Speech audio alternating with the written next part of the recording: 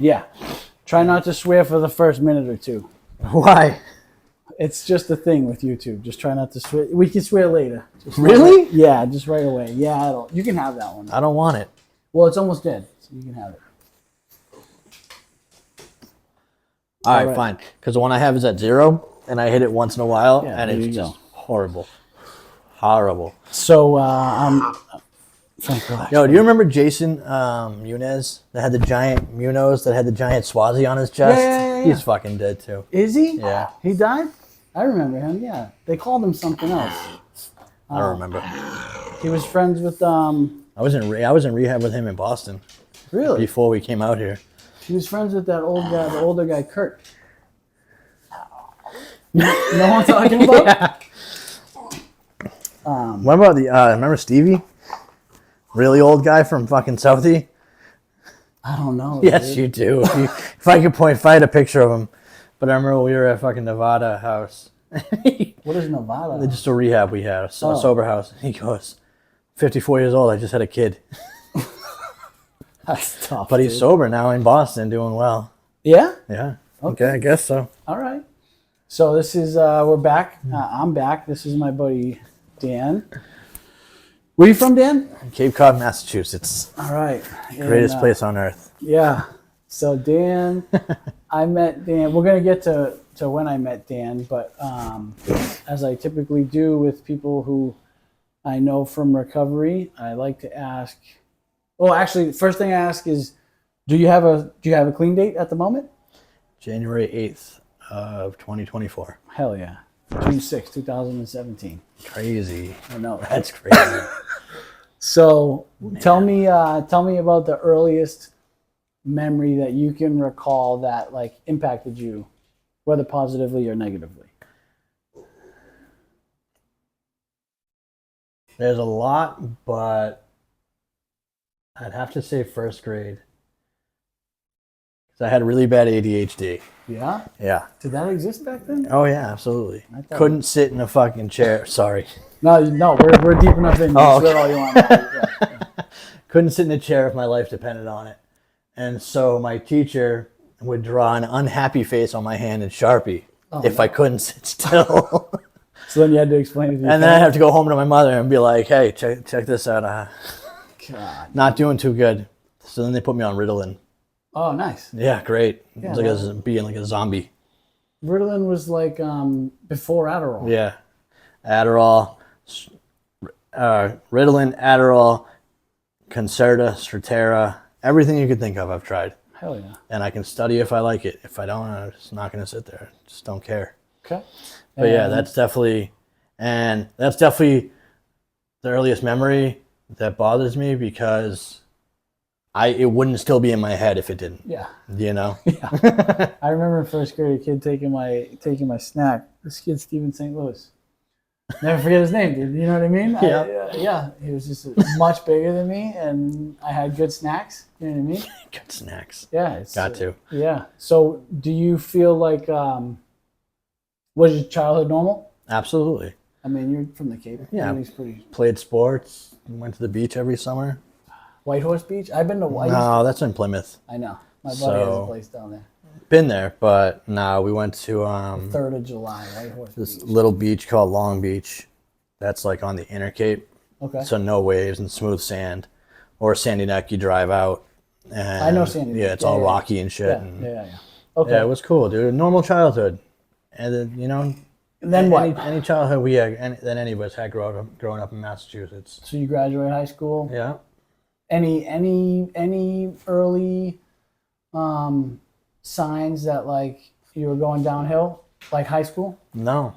Weren't like ripping crack, Nah, people or anything crazy? I mean, dude, some people start Yeah, early. no, right? No, I mean, I smoked pot for the first time when I was young, 11. Or drank a beer. You know, did coke when we were like 16, mushrooms, all that fun shit. But then my best friend Paul died at 17 in a car accident. And I think smoking weed got out of hand at that point. Was the accident He was sober, booze-related? completely sober. Oh, man, yeah. Like we had, he had started a New Year's resolution of 2003 to smoke 2,003 bowls in that year. And by July, he was like 600 bowls ahead of schedule. Oh, hell yeah. So he quit. Oh, no. For a month. He's like, I'm brain dead. I can't do it. And one night he forgot to put his seatbelt on. And he fell asleep at the wheel and hit a blazer head on. Damn. At like 40 miles an hour. Damn. So. Close friend? Best friend. Oh, best friend. Yeah. Fuck. So he died. And you get over it. You know what I mean? You just move on. With drinking and smoking? Yeah, we're just partying. Yeah. You know what I mean? And then you graduate and everybody goes to college. And you went to college? Yeah, University of Vermont. Oh, hell yeah. And then my senior year, my friend got diagnosed with cancer. College or high school? No, high school. So, and I actually, we skipped school one day and we're hitting the bong in the outdoor shower, and he couldn't stop coughing. And the next day I called him. He's like, bro, I'm going to the hospital. I'm sick. And I was like, all right. Calls me a day later. He's like, I have cancer. I was like, great. We just gave my friend fucking cancer. So I was convinced, like, in my heart, I was like, bong hits just gave my friend cancer. What the fuck? That's crazy. But he had leukemia. So we all went to college, came home that summer. He was all right. And he was like, check out these pills I got. Come over. I need you to try something. Yeah. And OxyContin happened. And I just remember doing a line, and his girlfriend came over like 3 hours later, and we were both leaning on each other, drooling. Yeah, I remember the first time. Yeah. My buddies, one of my best friends' older brother had back surgery. Yeah. And me and my buddy were kind of messing around with like Vicodin and Percocets, yeah. Like one of my buddies would get their wisdom teeth out, would be like, let me get some. Yeah, let me eat 3. So my buddy's older brother gets back surgery and gets prescribed 90 OC20s, 90 OC40s, like all these Stuff a OC. cancer patient. Dude, it was crazy. And one day I went over there and he was like blowing lines, and so I thought it was coke because I was just eating perks. I was and I was like, "What are you doing?" He's like, "Dude, you should really try this." And I was like, "Well, what is it?" He's like, "It's like the perks, but better." And I was like, "Better how?" He's like, "Just fucking trust me." Yep. And I did, and he was right. Yeah, they were better. It was the best thing that I had ever done. It's up until a year ago, or maybe a couple of years ago, I said, if that was sitting on my table, I would relapse immediately. I said that probably till I had 5 years. Yeah, because it was the best, better than heroin, better than anything I'd ever done. And I think I would do it for like nostalgia value more than I want the taste. Well, that's like chasing it down a piece of foil. So like when I was in the Army, they overprescribed me, but I remember they were only giving me, I said I was allergic to Tylenol, so they were giving me the Roxy 30s, the little blue ones. Yeah.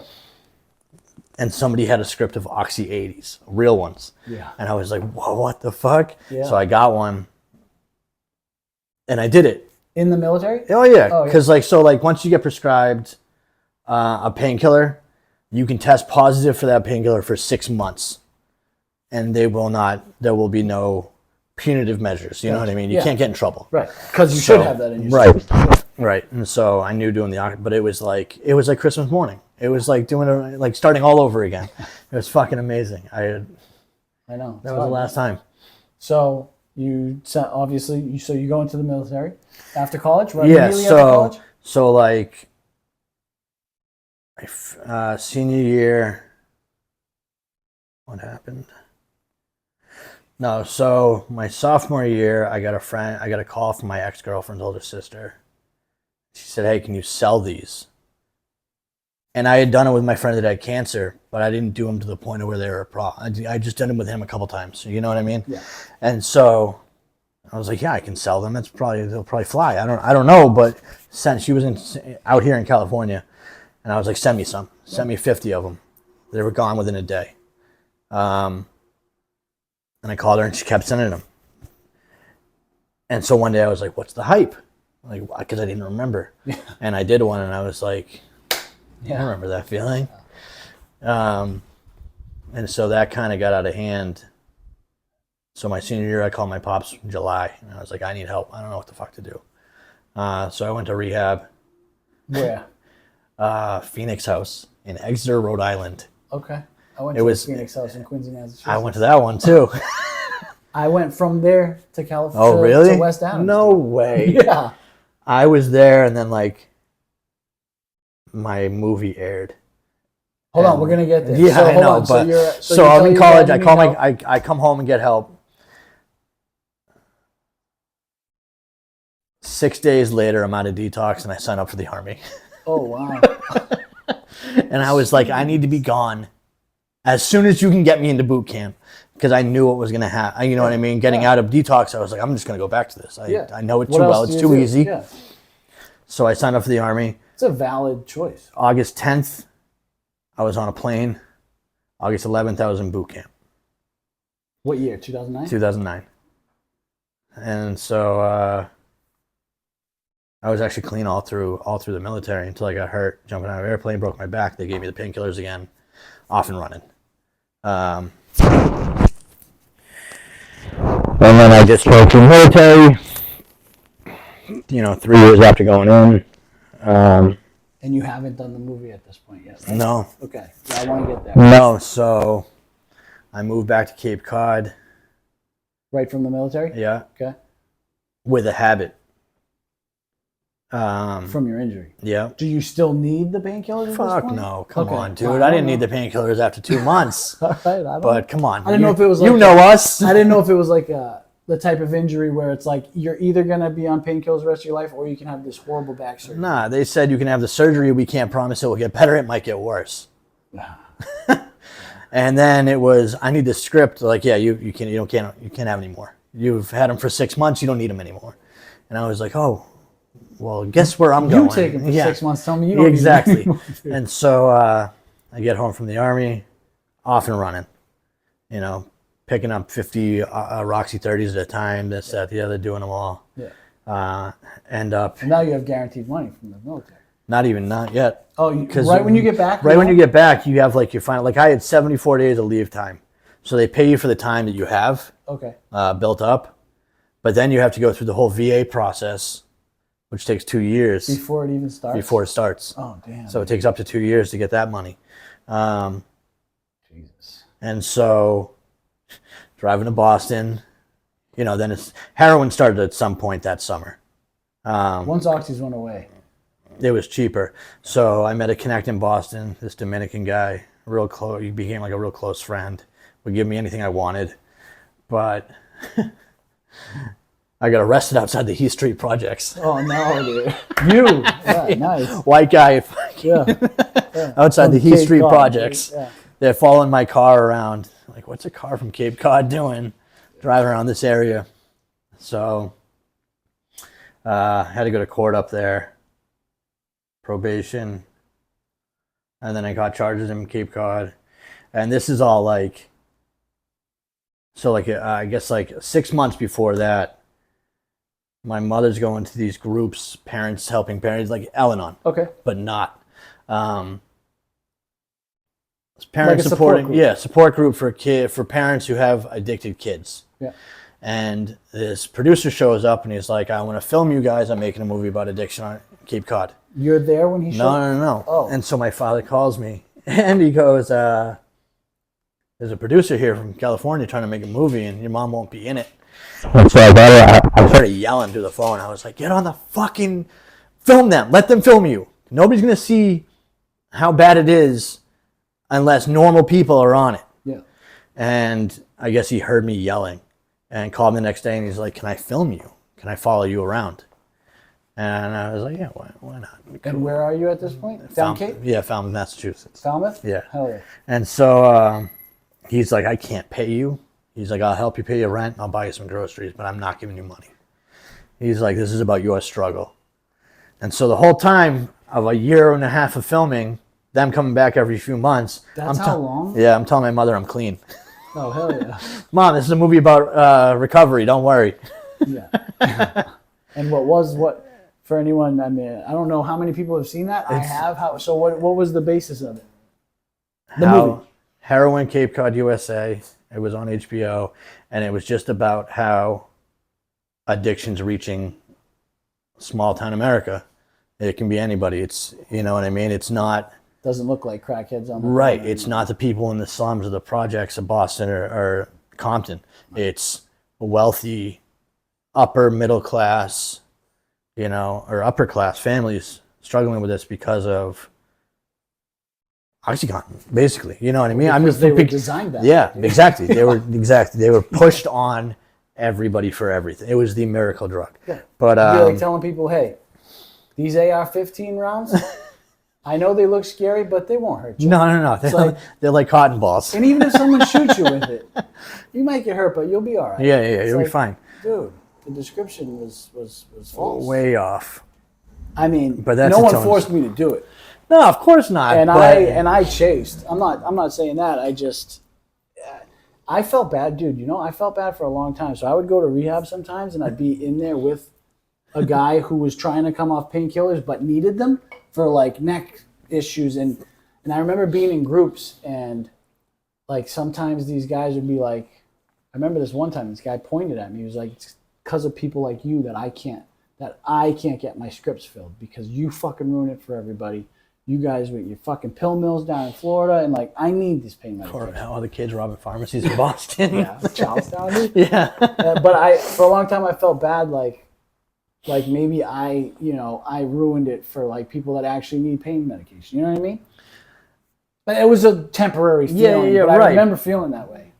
But if you think about it, like they're gonna get their medication no matter what, because they have to. They need it, right? And even the amount that these people that needed it were being prescribed was way out of proportion. Oh, I know.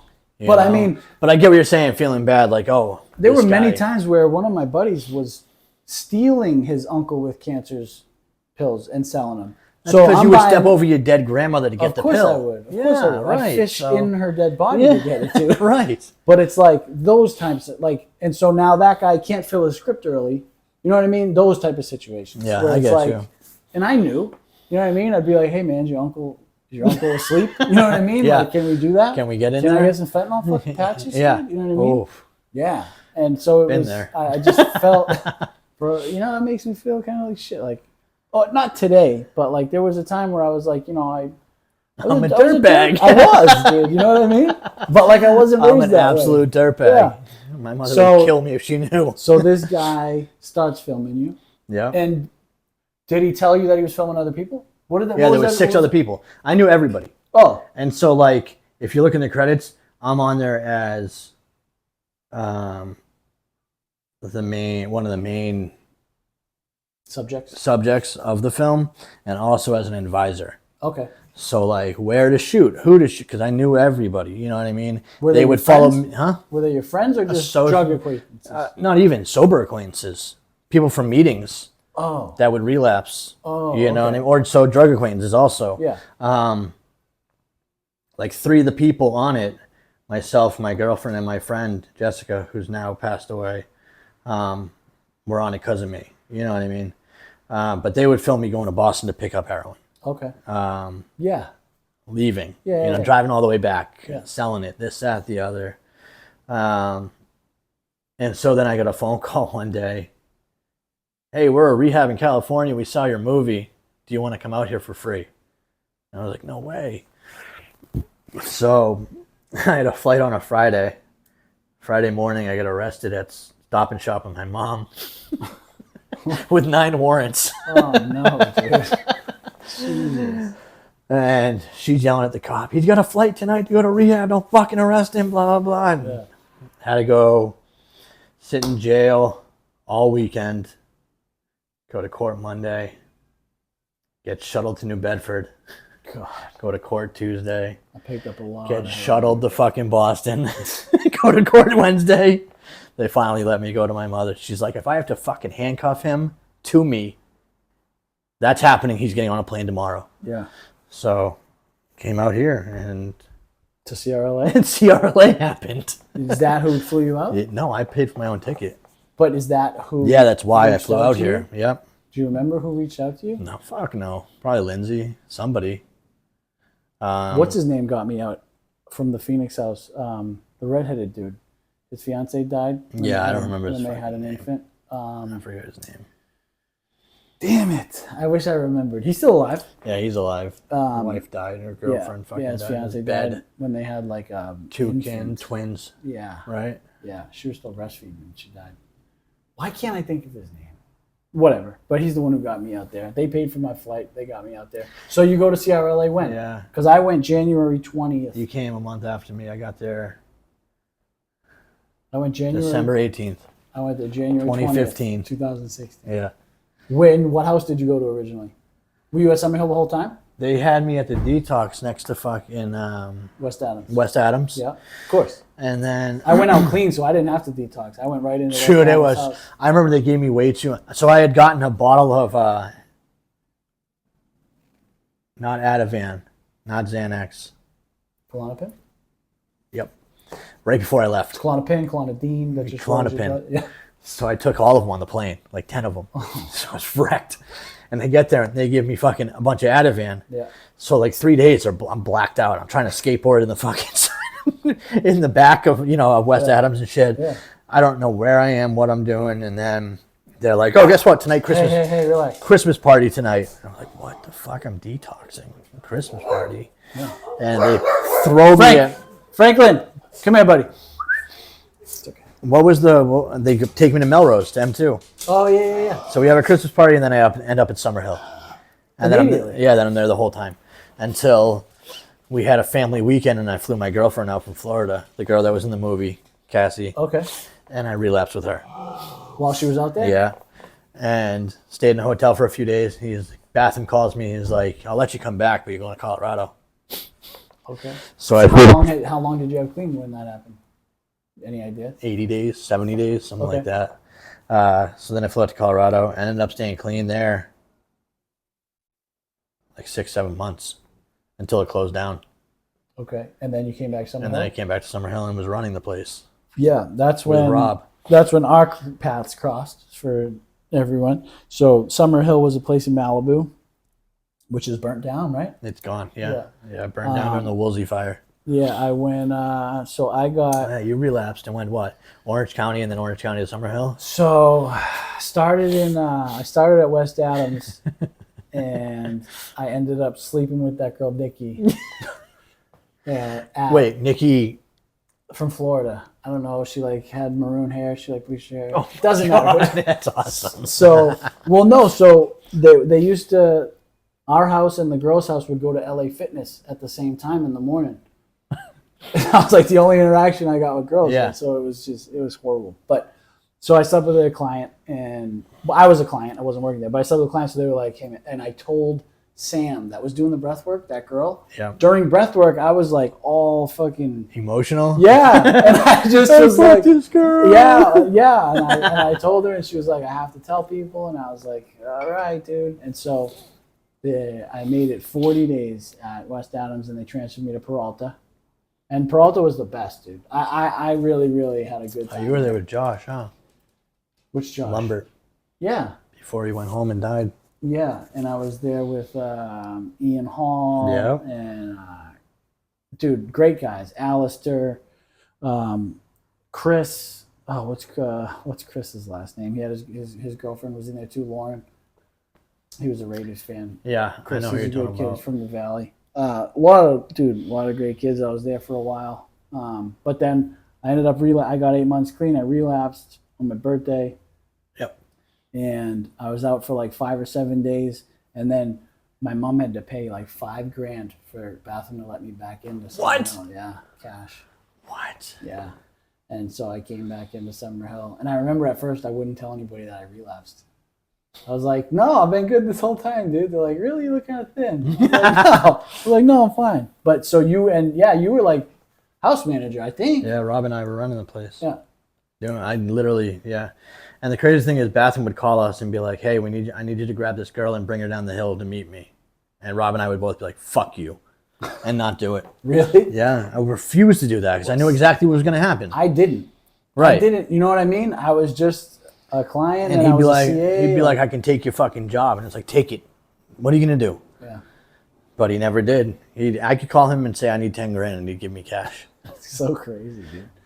I remember at the end, my paychecks weren't clearing, and I was like, "This is crazy." Dude, he gave me When Colorado closed, he said, "You're the only one I trust. Put every client in a fucking van. We're going to drive them back to California. I'm leaving you there for a week. Pack it. Pack a 26-foot moving truck with as much shit as you can and drive back to California." He sent me like $6,000 to rent the truck. Yeah. I kept 2 guys with me.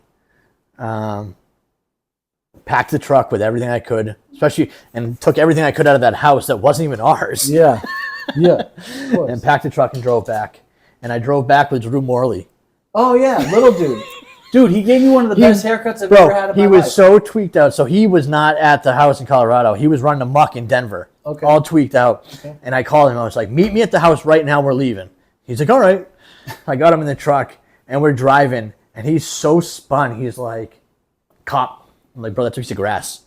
He's like, "Cop." I'm like, "That's a rock. Can you go to sleep?" He's like, No. I'm your lookout."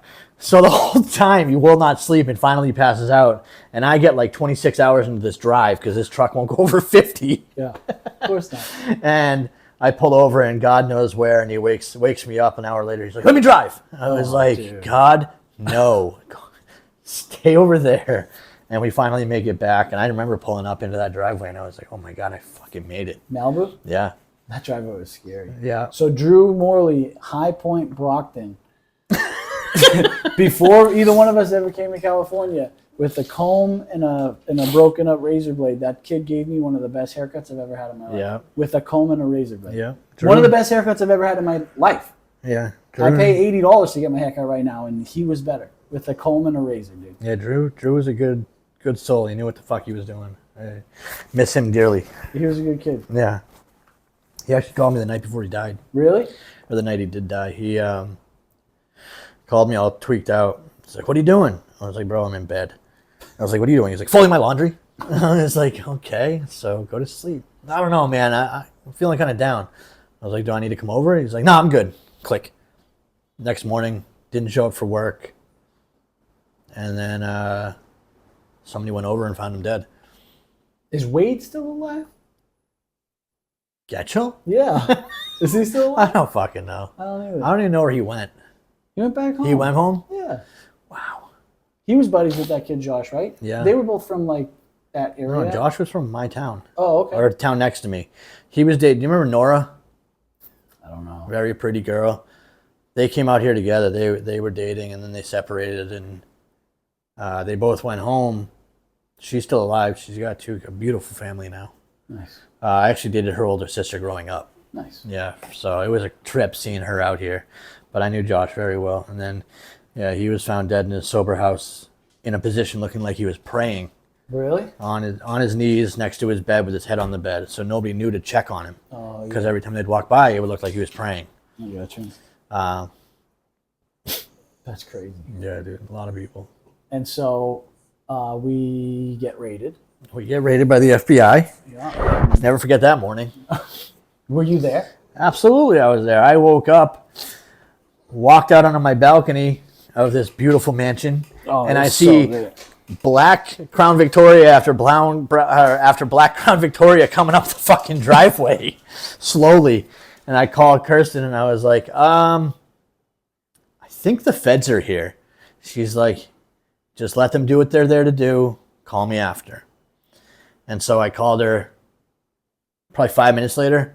No phone, no answer, because they had hit her house and Batham's house at the same time, as well as West Adams and Peralta, and you know what I mean, everything. Yeah.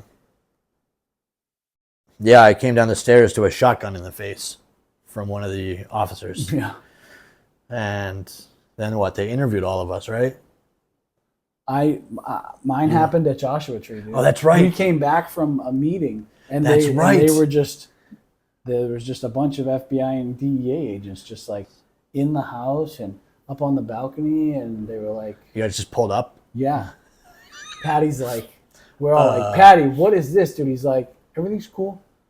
Nobody knows nothing." I was like, "Okay." Yeah. That's what they told us too. That's what originally, like, Batham would call us in the office and be like, "If it ever happens, you don't know a thing. Yeah, he was You're like, just a "None client." of us work here.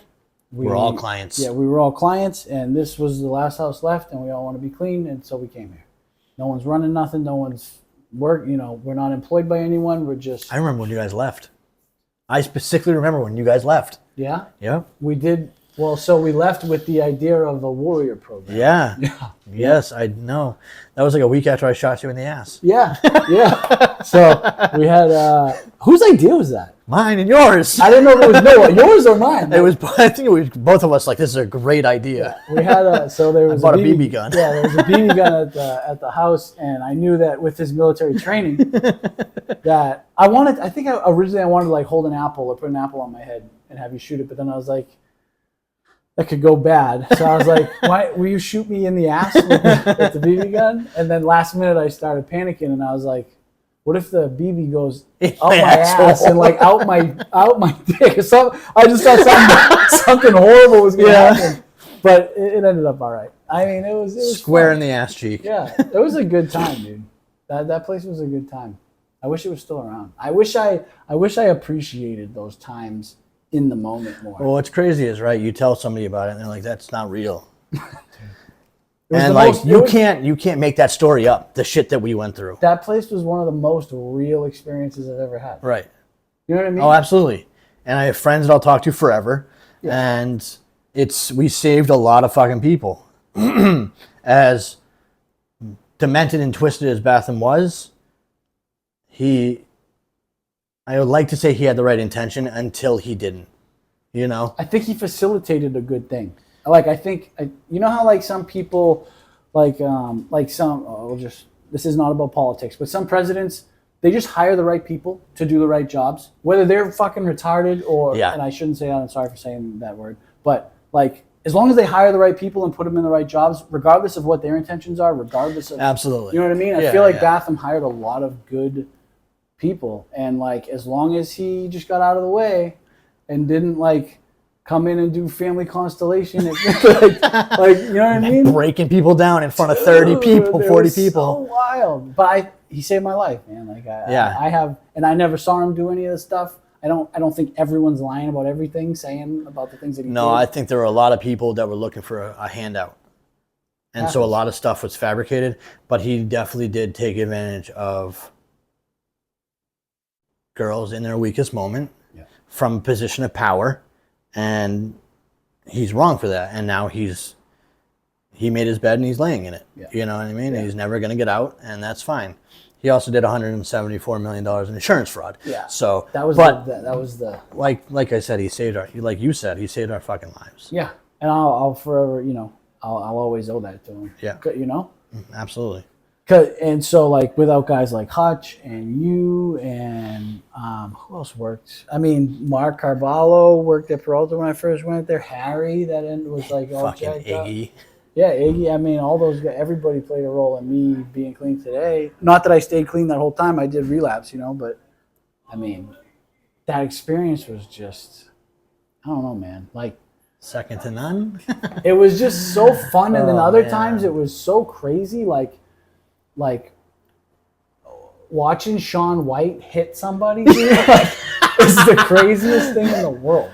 He was a monster. Just the scariest, calmest, like cool, nicest guy in the world. Those are the scary ones. Dude. Yeah, it'd be like, someone would come and say something to him and be like, "Have you forgotten who you're talking to?" And it's like, "Oh fuck." With the response like that, you know what I mean? Or he'd be like, "Hey, you want to start? You want to like try again and start over?" And it's like, "Oh, dude, he's giving you a chance," But like, it was just some scary shit went on. Like, there were some fights, but it was, I don't know, man. It was some of the best times that I can remember. Magda was cool, dude. Yeah.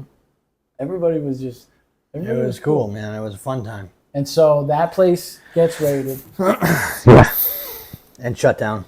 Yeah. And how long? It shut down in November. I think I was there till January. What year was it that it shut down? 2016. 16? Yep. Okay. 2016. So then I spent the next 2.5 months getting people transferred into facilities. And then I relapsed. And were you no, like I left. Okay. I think I left and moved to another sober living, and then I relapsed there. and then tried to hide it for like a week, and then they found out, and they're like, go to rehab for a month, come back, you have a bed. It doesn't matter. We're not even questioning it. So I went to rehab in Costa Mesa, came back, went back to the sober living, and then basically started running the place with Rob. I moved to another house they had because I had slept with one of the clients, which happens. Yeah, I was talking about it earlier. Yeah, it is what it is. We're human. Yeah. And I got a job at a rehab doing overnights. And that's when Dave died, April 1st. Was he there? Yeah, we were all living in that sober house. I mean, I was in the other one, but we were all that community. You know what I mean? Yeah. They were going to IOP every day. I was really close to all the owners. And things were going really well. Going to work every night. And I had a double, so I had an overnight shift, the morning off, and an afternoon shift. And so Dave and I had, I'd called and I was like, come meet me at the beach, and we'll relax in Malibu, and then I'll go back to work. And you go back to doing whatever the fuck you do. He's like, nah, bro, I'm not coming. I'm hanging out with my girlfriend. I was like, bro, she's going to be the death of you because you're not fucking doing what you need to do. Yeah. And he's like, all right, well, whatever. And I was like, go fuck yourself. That's it. I hung up the phone. Hour later, I get a phone call. He's fucking dead in my bathroom. Yeah. So that happened. And had you relapsed yet? No, not after the first time of getting clean. I mean, there's a bunch of, between him dying, Dave dying, or Rob dying, and Spaz dying, I probably relapsed 2 or 3 times in between all that. But they were short, you know what I mean? Yeah. And I get my act together. Right. And then I moved in with Shane and Marky and Spaz. And things were fine. I think Shane was using, and he used to wake me up at 6 a.m. and be like,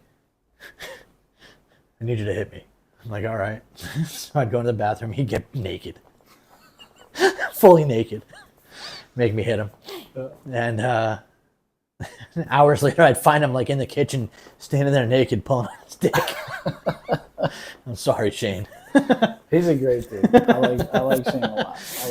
Just pulling on his dinky, not knowing what the fuck's going on. Yeah. And we all ended up separating. I think I went back to rehab. He went to rehab. He ended up staying clean. He's still clean today, with a kid and wife, doing really well. Yeah. But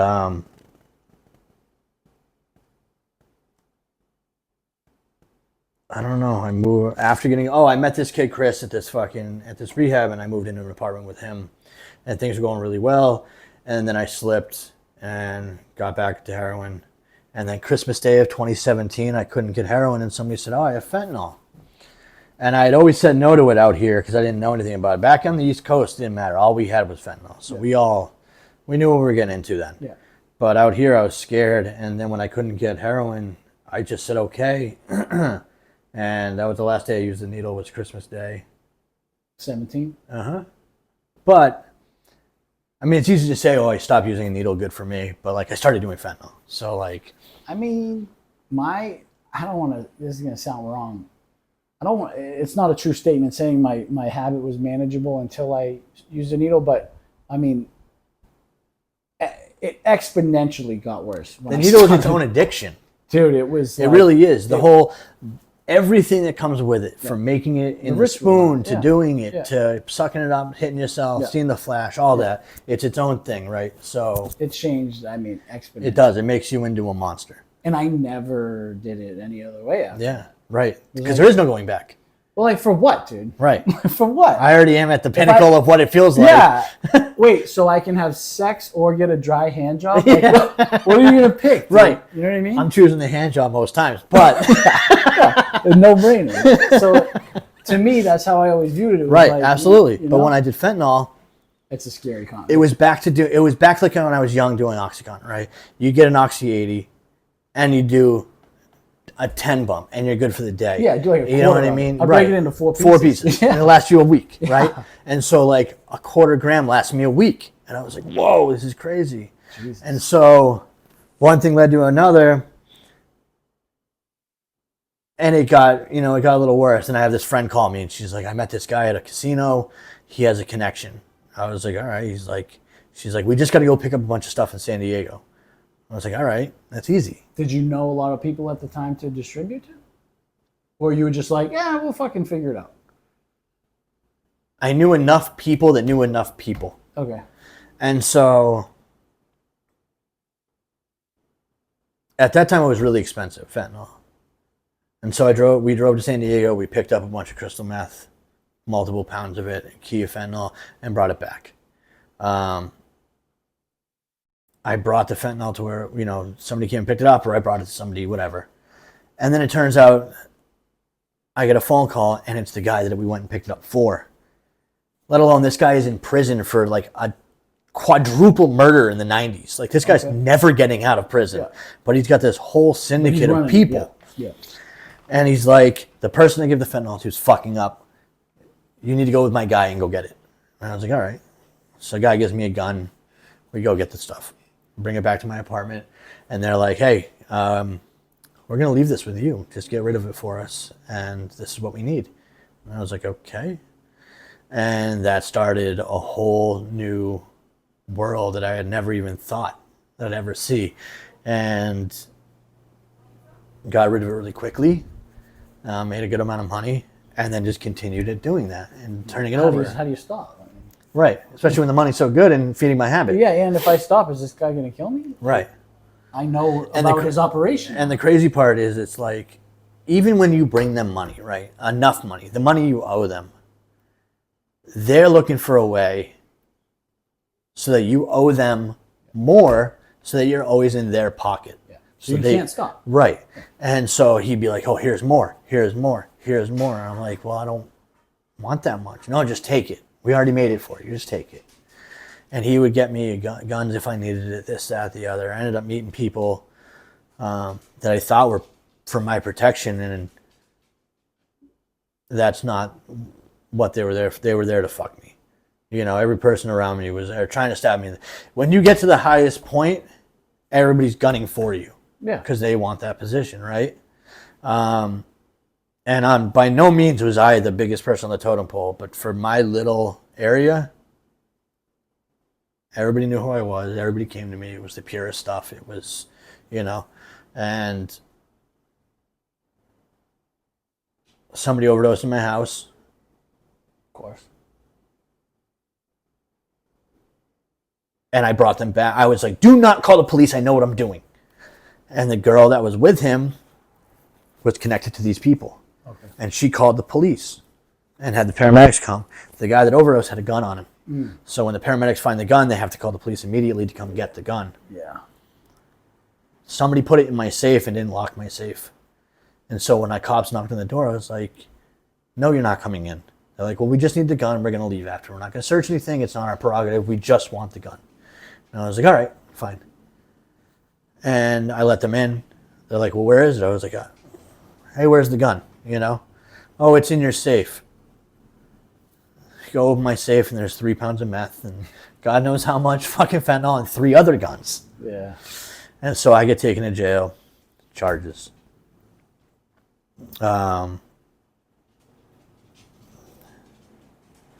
get let out bailed out 2 days later. Sick as a dog.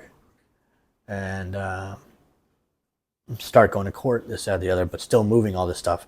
So then I'm like, fuck this apartment. I'm moving to Porter Ranch. Beautiful apartment, really expensive, overlooking the fucking valley. I couldn't have asked for anything more. Maybe not the addiction. Yeah. But one of the guys I had met starts stealing multiple $100,000 cars and parking in my driveway. Huh. To sell them? Or? Yeah, to sell them. Okay. And I'm selling, ounce after ounce after ounce of fentanyl with 2 of my friends. I get home from court one day. I back into my spot. House gets raided. Pulled out of my car. They think my apartment's on the 3rd floor. It's on the 1st floor. So they don't even know who I am. Yeah. They're just there because of the cars. Right. And they're like, ask me for the code. I'm like, go fuck your mother. I'm not giving you the code.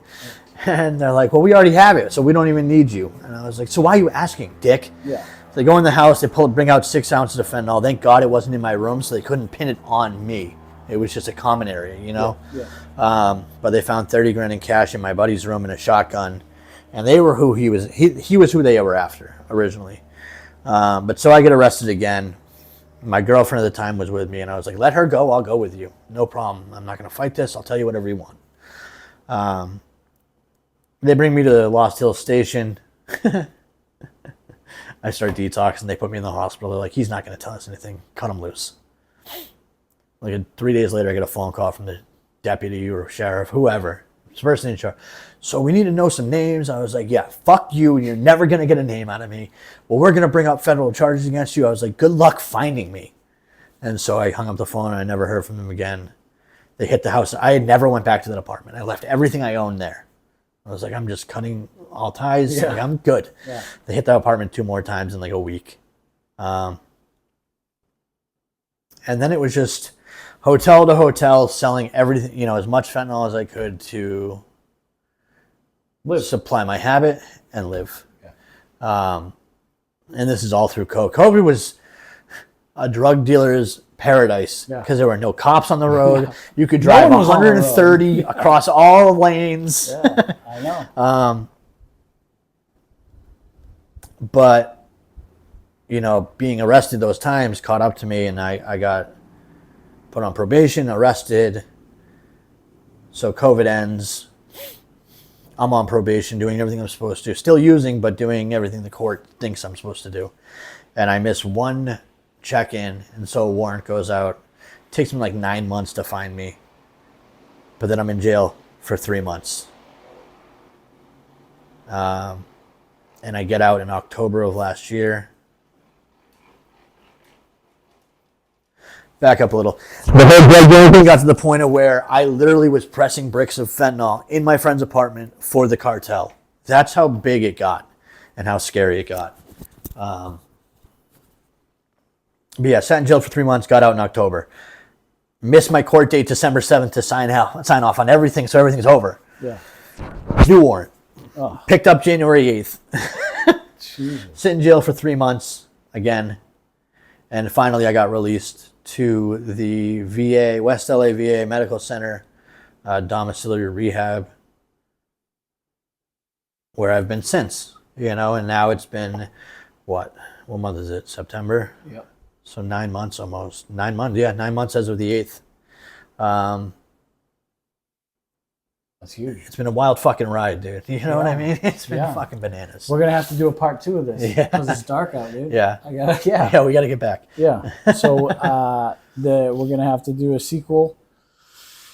Maybe there'll be 3 parts, dude. I don't know, but we'll definitely link up for part 2. Well, tomorrow my son has a t-ball game. Maybe next week I'm gonna decide. Maybe. Whatever, Jackie. Now that we're back in touch, you're never getting rid of me again. So fucking get stuck, bud.